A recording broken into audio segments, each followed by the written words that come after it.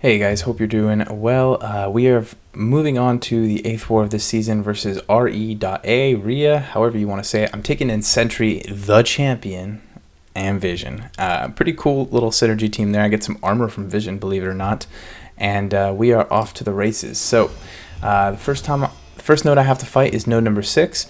And it's a cosmic champion on this node, and we've seen Gamora here before, but I think when I update this data by the end of the this war, we'll have seen end of this season. We'll have seen Angela here a couple of times, and that'll probably be the most probable champion. I've seen her a couple times, and she's got the enhanced armor up. So if you're not prepared to do some damage, she might time you out if you brought like a 4-star. I don't see why. I get the diversity is a thing and everything, but I feel like even a 4-star, say, Electro would be better than this, than a 6-star Angela. But I suppose she could catch you off guard, maybe, and cost you some potions. That could happen, I guess. This one has suicides on, and I've seen a lot of suicides lately. Does that mean people are grinding out Drax, or maybe grinding out the champion in the arena? Because yeah, we have seen suicides a little bit, and I saw a couple people with suicides last war, and I believe maybe 1 or 2 this war. So I'm just trying to get to 40 hits. I just want to get to 40. No ambitions to get to 80 like I did last time with the Hawkeye on this node. Get that second charge and try and build my attack up a little bit. The next fight I have is on node number 14. It's that center one in the top of section 1. It's always random whether or not I'm going to get to fight this one or not. I do like to pick it up if I can because of the reality warp. I can tell you guys, I'm pretty sure Sentry is going to be on my team he's getting more and more, right? I'm going to probably transition maybe Phoenix and Emma to defense. Maybe not Phoenix, but the reason being, not that I don't like them, but just this whole Aegon situation is going to be so fun for me. And I'm going to want to mess around with it a lot. And I'm seeing a lot of potential out of Sentry. So I get the heavy stance. I proceed to use the heavy stance, get some really nice heavy attacks from this. I didn't want to. You can punish that heavy with your heavy. You can do it. I've done it in Labyrinth, but it's not always worth it. The risk when you can just bait out a special one, especially in war. You don't want to take that damage, even though you're not going to die. You still, well, you might die to a Red Hulk with 10 heat charges. He's going to do a lot of damage, this guy. So I do want to be careful in that regard. And treat this guy with a little bit of more care than you might normally treat a champion as they get lower.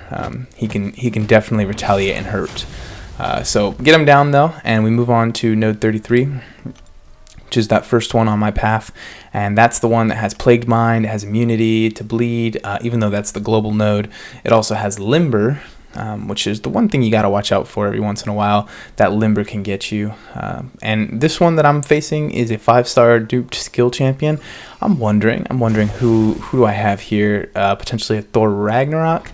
Don't always see skill champions here, but you might remember that X on that overlay wasn't always an X. It used to be Massacre. And by looking at some of the old data, I was shown that I might have a Massacre here, so I was prepared for it. It's pretty easy fight for me, especially since a lot of people aren't taking this guy to 455. I think this is a 345. You can see how much damage that one special one did, so I'm not overly worried. I think in the future I'm going to try and hold that special one for a little bit because it's a special one lock and try and get some willpower healing, but I want to use it. I do get parried there, and my indestructible boost that I had just activated actually saved my butt. So that was pretty cool, and I didn't take a lot of damage at all, but you know, you gotta watch out for those indestructible boosts, watch out for those parries. Now, getting parried does not trigger Sentry's signature because it's a debuff. Stun is a debuff, so you gotta watch out for that. Sentry can help you in the case where you miss an intercept or you get evaded, but not in that case. So I was prepared. I dueled, before I chose my path, I dueled a Mephisto with Sentry a few times. I thought this was going to be Mephisto. Somebody warned me about a Mephisto from Victory Fairy. But it turned out to be a Mordo with suicides to boot.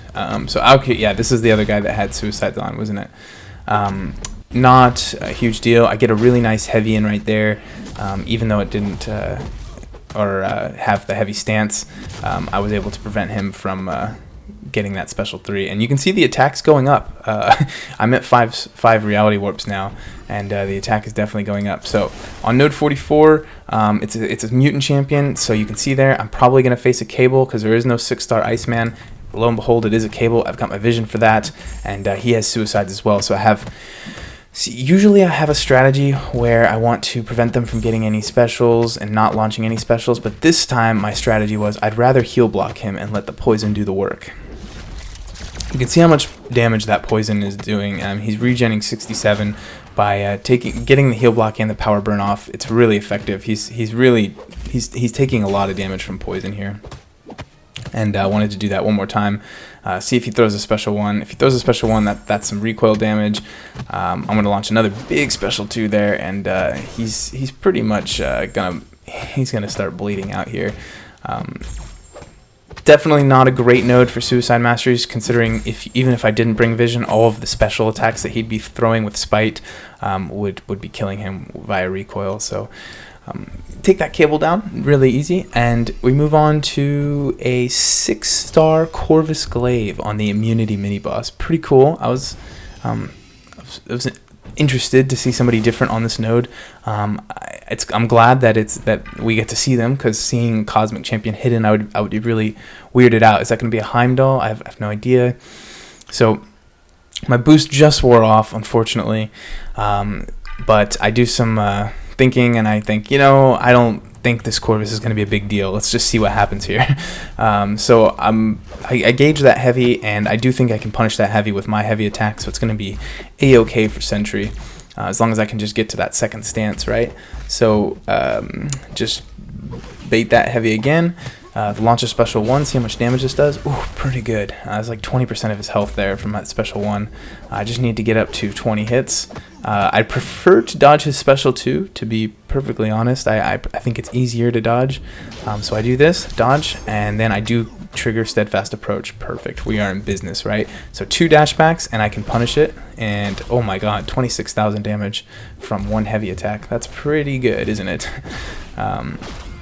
That one was only 8,000 damage because it didn't crit on either hit. One more. See how this one goes. Oh, that was pretty good. That was like 17,000 damage. And it looks like I get one more for free in here with the perfect block. So I'm going to take as many block hits as I need to bait the heavy out. And wow, it's looking pretty good. So I do want to try and crit here, but I didn't get the dexterity in time. I still got the crit for 54,000. Hallelujah. That was pretty nice, really smooth kill. I did debate on whether or not I would throw my hat in the ring for this Dormammu boss, but I didn't think that I had enough experience with Sentry versus Dormammu, especially on the boss node, to really warrant it. I figured I'd wait for the synergies, maybe wait for the off season to get some practice, and I asked the officers, and they said, "Oh yeah, off season you'll be able to do that." So, or actually, what I really got was a thumbs up, but I'll take it. So we lost the war to RE.A. Good war to you guys. It was fairly close, but I stopped watching, I think, about 4 hours out, and we still had a lot to clear. So it may not have been as close as I thought. I think we may have let some deaths go towards the end there. But I did okay. I got no deaths. And we move on, I guess. We move on with our lives. Thanks for watching, guys. I'm going to leave it there, and hopefully we can stay in Plat 1. We're towards the bottom. We are in Plat 1 still. I know you guys probably see that icon down there, and you're like, is he even updating that? Yeah, we are in Plat 1, and we hope to stay there. I think we're going to need some wins to make it happen, though. So anyway, thanks for watching again, and take care. Have a good one.